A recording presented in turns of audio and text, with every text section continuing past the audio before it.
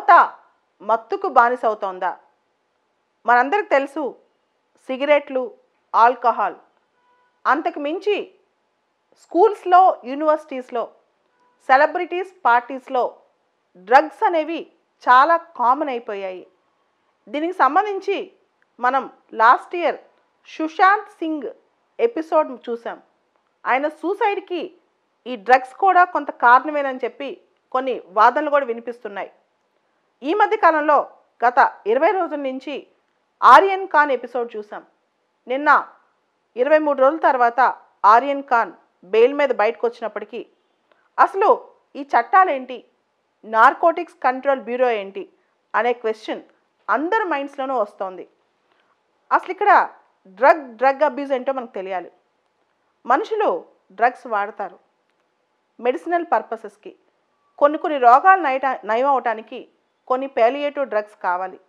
అయితే ఈ డ్రగ్స్ అధిక మొత్తంలో తీసుకుంటూ దానికి ఎడిక్ట్ అయిపోతే ఆ తర్వాత యువత, జనం పరిస్థితి ఏంటి? ఇదే పెద్ద క్వశ్చన్. జనరల్గా స్లోగా సిగరెట్కి అలవాటు పడతారు, తర్వాత గంజాయి, ఇతర మత్తు మందులకు అలవాటు పడిపోతారు. ఒక్కసారి అలవాటు పడిన తర్వాత అవి లేకుండా ఉండలేని పరిస్థితిలో ఉన్న వాళ్ళు ఉంటారు.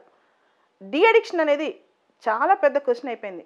ముఖ్యంగా భారతదేశం ఇండియా ఈ sandwiched between golden crescent and golden triangle.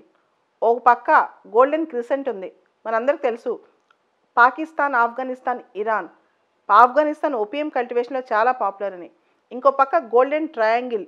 ఈ ప్రాంతాల్లో కాంబోడియా కానీ, థాయిలాండ్ కానీ, లావోస్ కానీ, ఈ ప్రాంతాల్లో మనకి మత్తు, మాదక ద్రవ్యాల అమ్మకాలు ఇవన్నీ చాలా ఎక్కువ ఉంటాయని కూడా మనకు తెలుసు. దీనికి సంబంధించి కొన్ని సంవత్సరాల క్రితం ఒక మూవీ కూడా వచ్చింది, ముఖ్యంగా డ్రగ్ అబ్యూస్ సంబంధించి, ఉడతా పంజాబ్ అని చెప్పి. సో ఇవన్నిటితో పాటు ఇప్పుడు ప్రస్తుతం బాగా న్యూస్లో ఉంది narcotic drugs and psychotropic substances act 1985. భారతదేశంలో ఈ గంజాయి తీసుకోవటం, క్యానబీస్ తీసుకోవటం అనేది ఇప్పటిది కాదు. 2000 సంవత్సరాల బీసీ టైంలో కూడా ఇది వార్తల్లో ఉంది. అప్పట్లో 2000 ఇయర్స్ టైం బీసీ టైంలో వేదాస్లో కూడా సాధువులు ఈ స్వీకరించే మెన్షన్ ఉందంట. సో ఈ గంజాయి తీసుకోవడం అనేది భారతదేశంలో చాలా కామన్గా ఎప్పటి నుంచో జరుగుతోంది.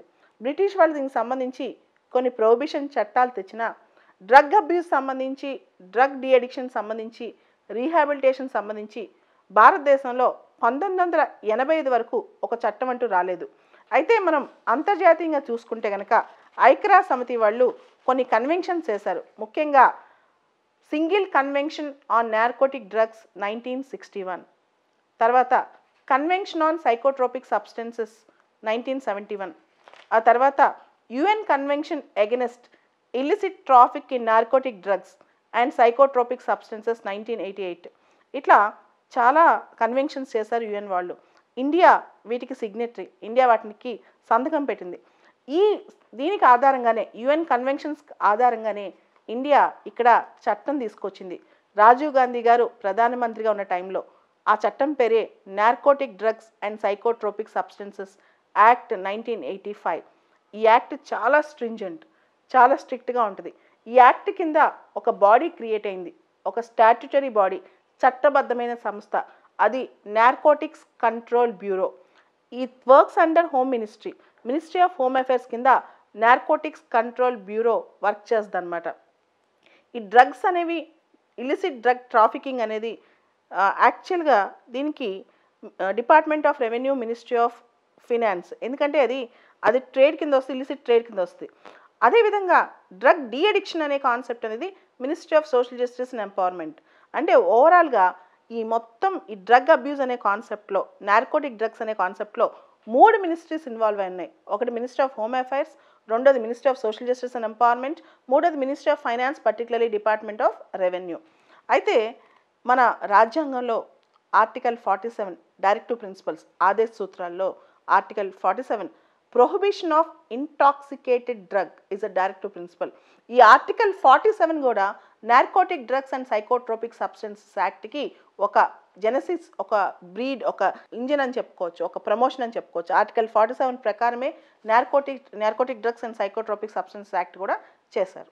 అయితే ఈ డ్రగ్ అబ్యూజ్ అనే దాన్ని మనం 3 రకాలుగా చూడొచ్చు. అసలు డ్రగ్స్ అంటే ఏంటంటే మూడు రకాలు: natural drugs, semi synthetic drugs and synthetic drugs.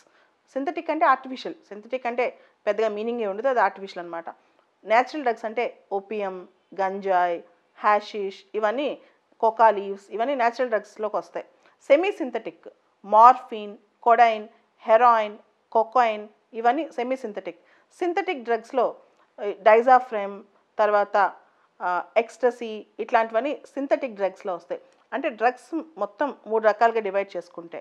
అయితే narcotic drugs psychotropic substances act first మనిషిని అరెస్ట్ చేసే ముందు అసలు సర్చ్, ఆ డ్రగ్ ఎట్లా ట్రావెల్ అవుతుంది, ఎక్కడ ఆరిజిన్ అవుతుంది, దాని డెస్టినేషన్ ఏంటి, త్రూ అవుట్ ఎక్కడైనా సెర్చ్ చేసుకోవచ్చు. డ్రగ్ అబ్యూస్ అంటే ఇక్కడ మనం గుర్తుపెట్టుకోవాల్సింది అంత ఈజీ కాదు పోలీసులకు కూడా, ఈ నార్కోటిక్ కంట్రోల్ బ్యూరో వాళ్ళకు కూడా వాళ్ళని పట్టుకోవడం. దానికి మేజర్ కారణం అవి ట్రైన్ మొత్తం గ్రామ్స్లోనే ఉంటుంది, అవి బస్తాల్లో పెద్ద పెద్ద బ్యాగుల్లో తీసుకెళ్ళలేరు. వాటిని దాచిపెట్టడం చిన్న చిన్న గ్రామ్స్ చాలా ఈజీ. ప్రతి వెహికల్ పోలీసులు చెక్ చేయలేరు, ప్రతి ఇంటికి వెళ్ళి పోలీసులు చూడలేరు, ప్రతి స్కూల్ బ్యాగ్ పోలీసులు చెక్ చేయలేరు. కాకపోతే ఇక్కడ క్వశ్చన్, వాళ్ళు స్నిఫర్ డాగ్స్ పర్టికులర్గా వీటిని డ్రగ్స్ని వాటిని స్మెల్ చేయగలం అనమాట. సో చాలా ఇది అన్లెస్ ప్రాపర్ ఇన్ఫర్మేషన్ లీడ్స్ ఉంటేనే పోలీసులు డ్రగ్ అబ్యూజ్ని పట్టుకోగలరు. చాలాసార్లు అంటే వీళ్ళు వాట్సాప్ చాట్ చూసి ఇలా పెద్ద మొత్తం ఈ చైన్ మొత్తం చేసుకుంటారు. ఈ డ్రగ్ ట్రాఫికింగ్, డ్రగ్ పెడ్లింగ్ అనేది, అంటే డ్రగ్ సప్లై అనేది ఒక బిజినెస్ లాగా, అంటే అది ఒక ఆర్గనైజ్డ్ క్రైమ్ అనమాట. దానికి చాలా వ్యవస్థీకృతం అయి ఉంటుంది. దీన్ని కంటైన్ చేయడానికి ప్రాపర్ లీడ్స్ వచ్చినప్పుడు పోలీసులు, నార్కోటిక్ కంట్రోల్ బ్యూరో వాళ్ళు వీళ్ళందరూ ముందుకెళ్తుంటారు. అయితే ఇక్కడ క్వశ్చన్, రీసెంట్గా ministry of social justice empowerment వాళ్ళు ఈ నార్కోటిక్స్ యాక్ట్కి కొన్ని అమెండ్మెంట్స్ సజెస్ట్ చేశారు. ముందుగా ఇక్కడ మనకు తెలియాల్సింది ఏంటంటే 2 నెలలు 3 నెలల పనిష్మెంట్ నుంచి ఉరిశిక్ష వరకు ఈ చట్టం ద్వారా పనిష్మెంట్ రావచ్చు. అంటే క్యాపిటల్ పనిష్మెంట్ రిపీటెడ్ అఫెండర్స్కి తిరిగి అయ్యే తప్పులు చేస్తూ వచ్చారనుకోండి, వాళ్ళకి ఉరిశిక్ష కూడా పడే అవకాశం ఈ నార్కోటిక్స్ అండ్ సైకోట్రోపిక్ సబ్స్టెన్సెస్ యాక్ట్లో ఉందన్నమాట. సో దీనికి కొన్ని అమెండ్మెంట్స్ చేశారు.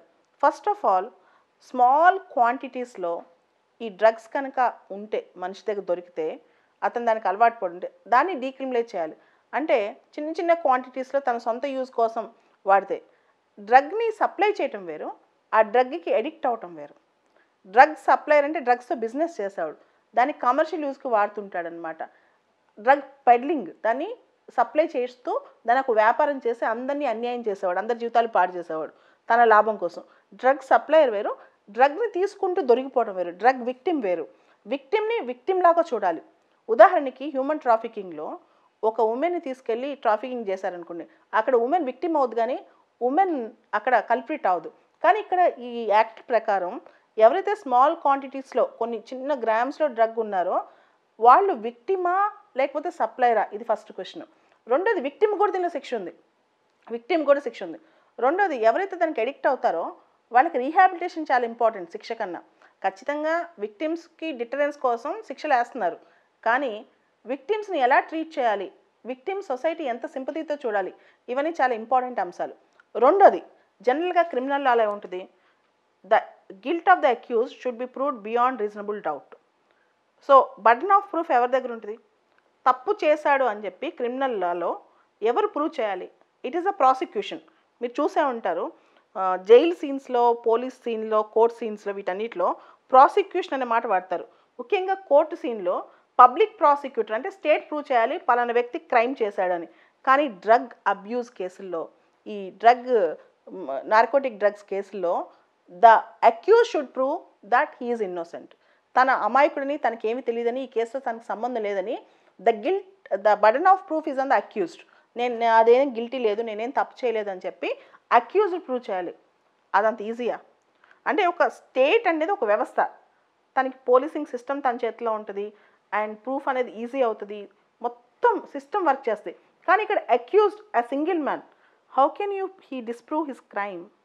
తను చేయలేదని చెప్పి ఆ క్రైమ్ని తను ఎలా డిస్ప్రూవ్ చేయాలి అంటే చాలా కష్టం కదా. సో ఇవన్నీ కూడా narcotic drugs and psychotropic substances యాక్ట్లో ఉన్న లూప్ హోల్స్, వాటిని మార్చాలి. ముఖ్యంగా ఈ యాక్ట్ 1985లో బిల్ రూపంలో ఉన్నప్పుడు కూడా చాలా హేస్టీగా పాస్ చేశారని అపోజిషన్ పార్టీస్ చెప్పాయి. అదే టైంలో ఎగ్జిక్యూటివ్కి చాలా పెద్ద వెపన్ ఇస్తున్నాం ఈ యాక్ట్ ద్వారా. ఈ చట్టం ద్వారా ఎగ్జిక్యూటివ్కి అంటే ఇన్కంబెంట్ గవర్నమెంట్కి, పోలీస్కి, ముఖ్యంగా నార్కోటిక్స్ కంట్రోల్ బ్యూరో వాళ్ళకి డిస్క్రిషనరీ పవర్స్ చాలా వైడ్గా ఇస్తున్నాము. చిన్నగా కొంచెం క్వాంటిటీ ఆఫ్ డ్రగ్ దొరికినా చాలు, లేదా అసలు ఆ పక్క వాడి చేతిలో డ్రగ్ ఉన్నా చాలు, ముందు తీసుకెళ్ళి అరెస్ట్ చేయొచ్చు. మూడోది, ఈ కేసులో చాలా ఇంపార్టెంట్ పాయింట్ ఏంటంటే ఇలాంటి కేసుల్లో బెయిల్ రావడం చాలా కష్టం. ఆ బెయిల్ రిలేటెడ్ ప్రొవిజన్స్ కూడా చాలా టఫ్గా ఉన్నాయి దీనిలో. అంటే అతను ఎస్కేప్ అయిపోతాడా, తిరిగి మళ్ళీ డ్రగ్స్ వాడతాడా, లేకపోతే అతను ఎస్కేప్ అయిపోయి తనకున్న సాక్ష్యాలు తారుమారు చేస్తాడా, ఇవన్నీ. అంటే generally jail is an exception and bail is a rule. అంటే బెయిల్ అనేది జడ్జి కేసు చూసి, కేసులో ఉన్న మెరిట్స్ చూసి ఆ వ్యక్తికి బెయిల్ అనే అర్హత కల్పించాలి. జైలు అనేది చాలా రేర్గా వేయాలి. కానీ ఈ నార్కోటిక్స్ కేసులో మాత్రం జనరల్గా జైల్లో నుంచి బెయిల్ తెచ్చుకోవడం అనేది చాలా కష్టం అవుతుంది. Let 100 culprits escape, one innocent should not get punishment and the guilt of the accuse should be proved beyond reasonable doubt.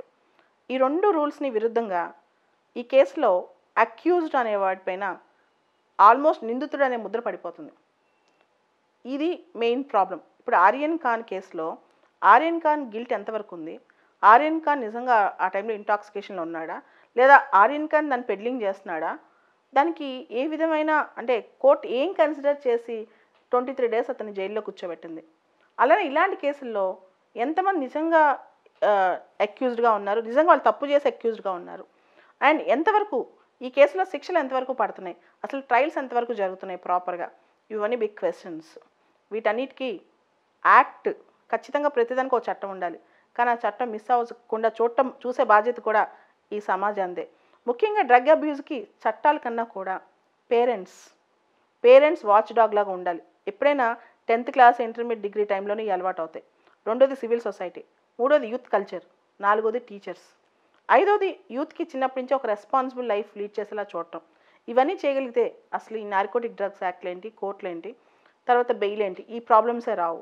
So గవర్నమెంట్కి ఎంత రోల్ ఉందో దీనిలో సొసైటీకి కూడా అంతే రోల్ ఉంది, ఫ్యామిలీ సిస్టమ్ కూడా అంతే రోల్ ఉంది, మన కల్చర్లో కూడా అంతే రోల్ ఉంది. సో పేరెంట్స్ పిల్లల్ని ప్రాపర్గా గమనిస్తూ ఉంటే, పిల్లలు కూడా బాధ్యతాయుతంగా వాళ్ళని కూడా పెంచగలిగితే డ్రగ్ అబ్యూస్, ఈ డ్రగ్ అడిక్షన్ అనేది పెద్ద ప్రాబ్లం అవ్వదు. దీంతో పాటు మేజర్గా మనం అడ్రస్ చేయాల్సిన రీహాబిలిటేషన్. ఎవరైతే చిన్న క్వాంటిటీస్లో డ్రగ్ తీసుకోవడం స్టార్ట్ చేశారో, ఇప్పుడిప్పుడే అడక్ట్ అవుతున్నారో, వాళ్ళని కనుక ప్రాపర్ కౌన్సిలింగ్, రీహాబిలిటేషన్ ఉంటే ఈజీగా వాళ్ళని దారి మార్చవచ్చు. దాని మీద కూడా ఫోకస్ చేయాలి. కానీ పూర్తిగా శిక్షల మీద ఫోకస్ చేస్తే ఇది ఎంతవరకు కరెక్ట్? అంటే విక్టిమ్స్నే మనం ఎక్కువ పనిష్ చేస్తున్నాం. ఎవరైతే డ్రగ్ అడిక్ట్ అవుతారో వాళ్ళని తీసుకెళ్ళి జైల్లో కూర్చోబెడితే వాళ్ళు ఇంకా డిప్రెషన్, ఇంకా వాళ్ళ ఎడ్యుకేషన్ పోవటం, వాళ్ళ లైఫ్ కెరీర్ పాడవటం, ఆ జైల్లోకి వెళ్ళారని ఒక స్టాంప్, ఒక యాంటీ సోషల్ స్టాంప్ పడటం, ఇవన్నీ జరుగుతాయి.